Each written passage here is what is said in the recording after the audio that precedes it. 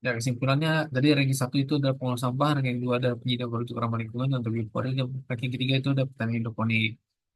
Ranking pertama pengolah sampah karena relevansi terhadap isu global, pertama terkait sampah atau global warming, sehingga gas-gas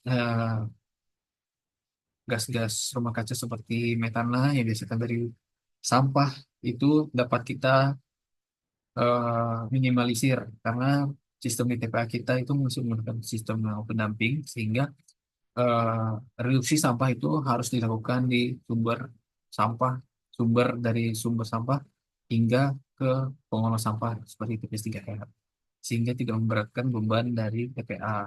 Untuk itu kita melakukan inisiasi dari pengolah sampah. Selain dari hal positif dari lingkungan, kita juga memikirkan ide bisnisnya karena sampah ini sangat berpotensial secara ekonomi karena ada konsep namanya waste to energy.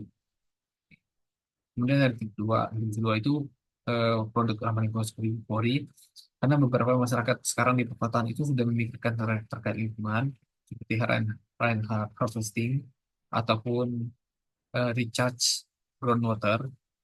Maka untuk itu seperti pengendalian banjir ini dapat diminimalisir dengan adanya penggunaan biopori, sehingga runoff air yang runoff dari air hujan itu tidak langsung ke badan air, tapi diserap oleh tanah lewat eh, peralatan seperti biopori.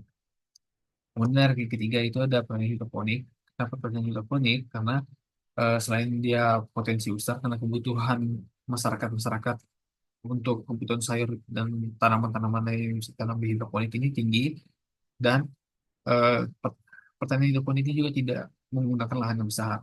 Namun investasinya di sini sangat tinggi untuk pertanian hidroponik. Ya, demikian presentasi yang dapat saya presentasikan. Untuk lebih dan kurangnya mohon maaf. Assalamualaikum warahmatullahi wabarakatuh.